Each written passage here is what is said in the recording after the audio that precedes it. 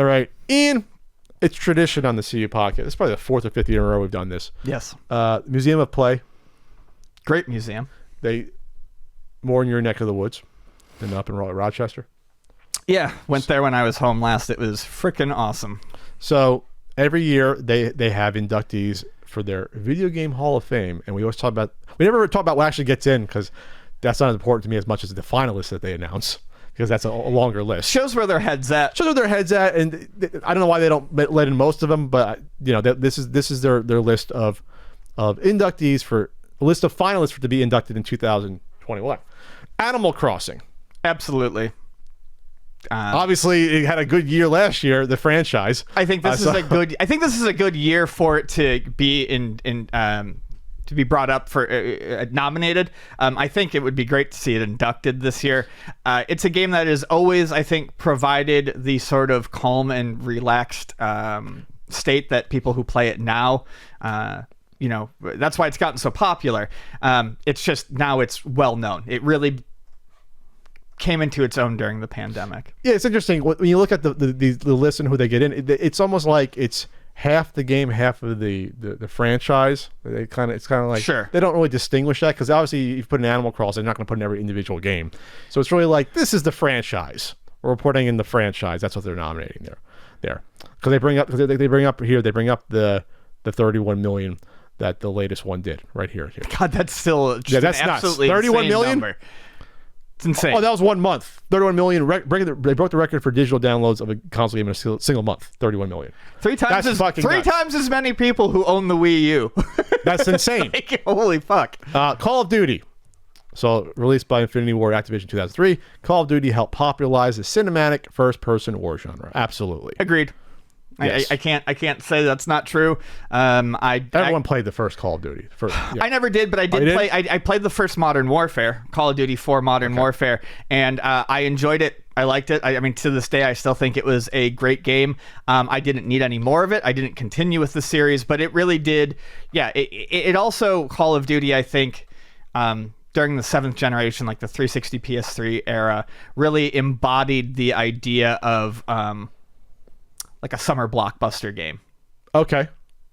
It was a big event games. Yes. A lot of commercials. Especially for the few years after Modern Warfare, the first one, when Infinity Ward was hot and they were doing the Black Ops and stuff like that. I mean, those 3-4 years afterwards, those releases were big. They were highly anticipated. And World War II was hot. You had Saving Private Ryan in the late 90s. You had the awesome, please watch Band of Brothers. If you've never seen Band of Brothers, one of the best TV shows ever. So it was really a big thing. And then that was, the first mission, you're at Normandy, storming the beach. Right. And that was nuts to see the first time. You go, oh, it looked primitive. I'm Jim Ryan at Sony. It was amazing to play that. Back in on your PS2 back then. My cousin had it. And I was like, yeah, you got torn up unless you really figure out how to navigate on the beach. And that was the start of the game. So they just threw you in. It's fantastic. What's next here in this list, Ian? Farmville. Sure, lots of people played it and sunk money. Now it's gone, right? Officially. I think the first one is officially gone. I mean, it's important. It's a browser game. Tons of people played it.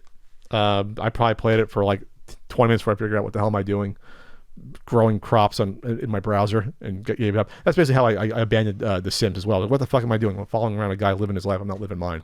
It was like after a week, I was like, what am I doing? Sorry, offshoot. So that deserves it. FIFA International Soccer.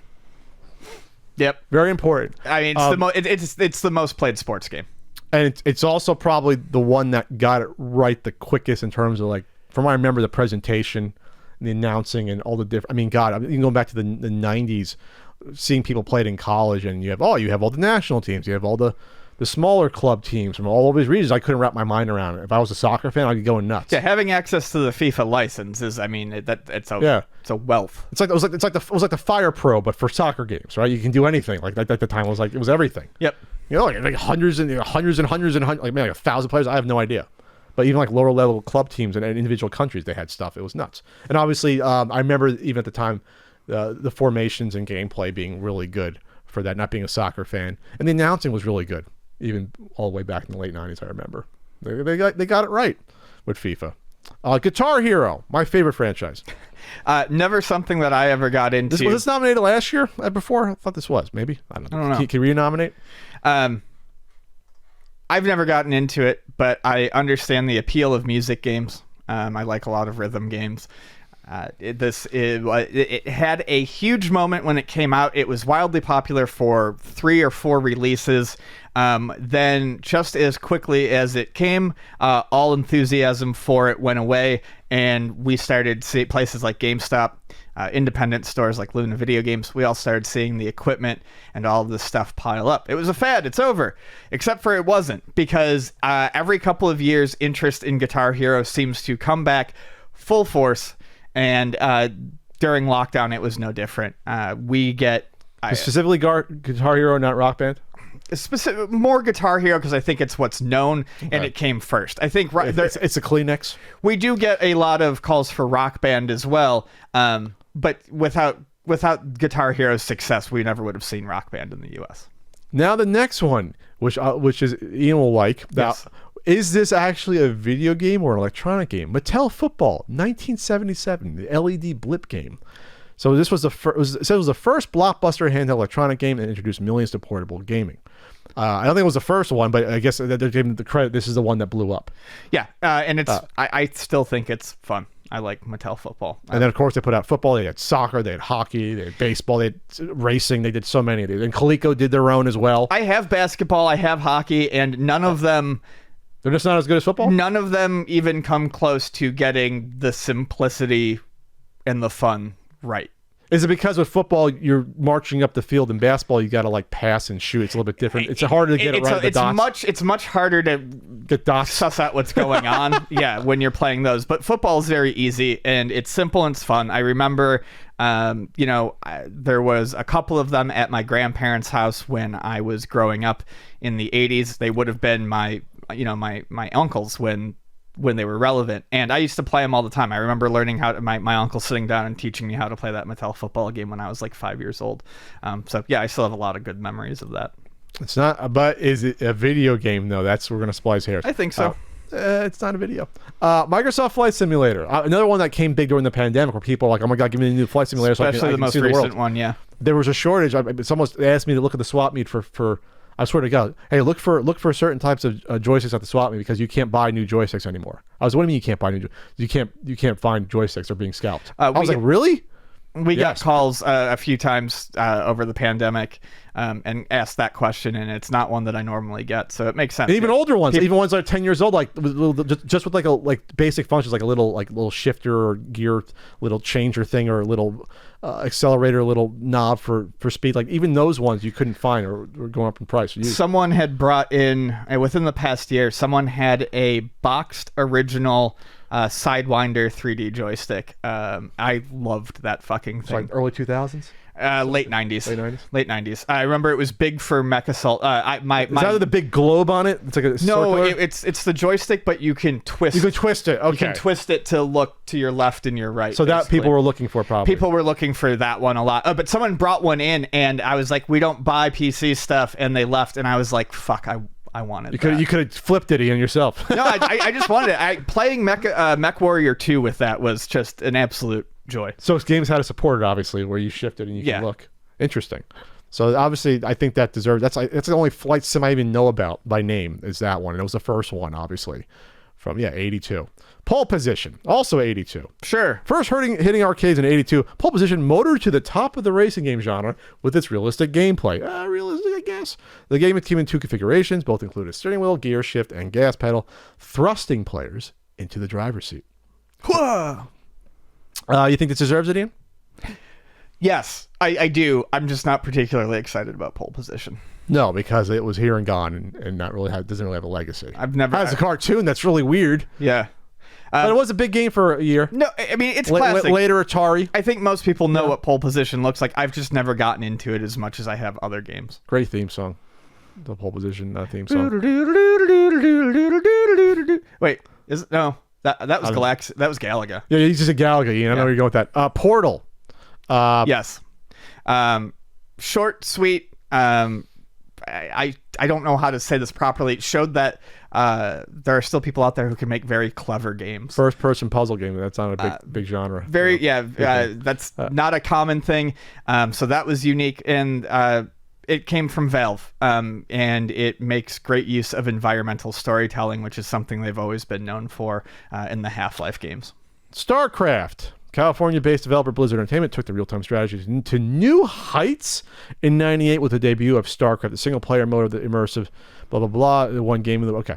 This is the one where I have a little bit of a problem with, because I only think this would be on here is because obviously of the esports stuff, because this and Warcraft are so similar games that when I saw Starcraft, I was like, this is a nice game, but I just played this game. They just reskinned it basically. Sure, but they did a little bit. But I mean, like, so I'm like, if Warcraft doesn't get respect, you're giving respect to Starcraft for basically doing what Warcraft 2 did right before it. Yeah, but they picked the games largely for impact as well, and I mean, so I mean, you can't separate the esports stuff from it. I mean, that is why it's more about the legacy. Yes, that's what I mean. That's the thing. Like, I obviously Starcraft is great. Don't get me wrong, but having young Pat kind of if you look at them 2. just as games, yes. I get, and not the impact. It's not a whole lot. It's cool to have the space theme, but it's the same game as Warcraft 2. Here's a weird one. Midway's Tron. First arcade game paired with a Hollywood movie. When it entered the arcade in '82, its combination of challenging gameplay, innovative cabinet design, and a unique control grip made it a hit with gamers. The film entered theaters 2 months later. I didn't know that came out before the movie. Yeah. Riding on the back of the game's buzz. Well, it did really ride on the back of the buzz. But the game ultimately outshone the movie. Oh, wow. Earning more than $60 million to the film's $33 million in the U.S. The film and game inspired a new film version in 2010, which spurred a new wave of console, PC, and mobile gaming. I'm the Tron fan. I love Tron. I love the game. They did a good job of selling it to me and its importance, but this is the one that I looked at when I looked at the list. I said, I'm happy to see it, but I don't know that it really deserves to be there. They're really trying to tie in the film stuff and the new film, and like that's irrelevant to the original game, because the original game came out, I guess was a hit, but the film flopped, and we didn't hear anything from Tron for 30 years. Well, no, there was the game that came out in the 2000s, Tron 2.0, and there was a cartoon. That was after the movie. So that was after. So like Tron was the video game. I love the video game. I love the cabinet. I love all that. I think it's brilliant. I love the little dial with that. But I'm like, well, Journey did that sort of multi-genre thing the same way, even though it's fun as a game. It's goofy, but it's like it's not really. The game didn't break huge new ground, and pairing it with the Hollywood movie was not. It was not the first arcade game paired with a Hollywood movie. Oh, they mean at the same time because it was Star Wars games. So I don't know what they're talking about. Oh, they mean like when it first came out. That's what they're trying to say. That's a little weak. Yeah, I don't like that one. Where in the world is Carmen Sandiego? Absolutely. I'm surprised. I think they probably nominated that one before. Yeah, because I know I've probably gushed about Carmen Sandiego before. I love those games. I even play a phone version.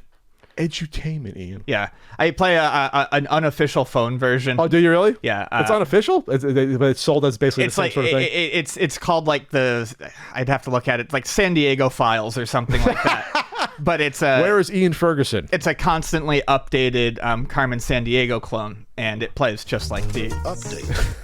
Plays just like the original. It's like a buck or two, and you just have fun with it. Yeah, but I like, they're fun. You learn a little stuff as you play them. But that game was huge for me as a kid, and I don't think edutainment has ever really been done as well as it was in that era.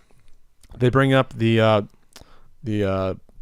game show in the 90s. They skip over the animated one from the 90s and go right to the newer one when they talk about this, helping propel Carmen Sandiego in a world-traveling ways into the cultural zeitgeist. I'd say by the time they got to the game show, it was done. Like people knew, but the game show was pretty big. I remember at the time. Oh yeah, I didn't play the game when I watched the show.